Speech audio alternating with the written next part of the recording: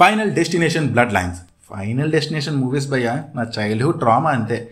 ఈ మూవీస్లో ఉండే డెత్ సీన్స్ చూసాక ఏం చెయ్యాలన్నా భయం వేసేది. బట్ స్టిల్ ఆ మూవీస్నే చూడాలనిపించేది. అది నా వీక్నెస్ మరి. ఎనీవేస్, బ్లడ్ లైన్స్ పైన నా ఒపీనియన్ మీతో షేర్ చేసుకునే ముందు నాదొక చిన్న రిక్వెస్ట్.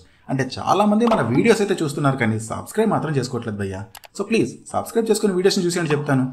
ఇక ఈ మూవీ మ్యాటర్కి వస్తే నాకైతే it's a decent entertaining movie అనిపించిందండి. It's not a great film in this franchise but an enjoyable one. Final destination movies నుంచి మనం ఎక్స్పెక్ట్ చేసే క్రియేటివ్ డెత్ సీన్స్ ఈ మూవీలో కూడా ఉంటాయి. అండ్ కొన్ని డెత్ సీన్స్ అయితే ఇంట్రెస్టింగ్ అండ్ క్రియేటివ్గా అనిపించాయి నాకు.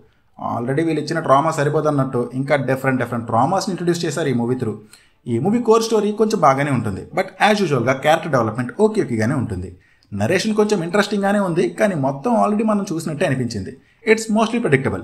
అయితే ఎక్కడ ఎప్పుడు ఎవడు ఎలా చనిపోతాడో అన్న థాట్ మంచి ఎక్సైట్మెంట్ని ఇస్తుంది. అయితే ఈ మూవీతో ప్రాబ్లం ఏంటి అంటే ఈ మూవీ లెంత్ మిగిలిన ఫైనల్ డెస్టినేషన్ మూవీస్ లెంత్ కంటే కొంచెం ఎక్కువే. లెంత్ ఎక్కువ ఉన్నా పర్లేదు కానీ పేసింగ్ కూడా స్లోగా ఉంటుంది. అండ్ చాలా ప్లేసెస్లో మూవీ బోరింగ్గా అనిపిస్తుంది. లైక్ డెత్ సీన్స్ తప్ప వేరే సీన్స్ జరిగేటప్పుడు మూవీ పెద్ద ఇంట్రెస్టింగ్గా ఆర్ ఎక్సైటింగ్గా అనిపించదు. CGI was bad in this movie అండి.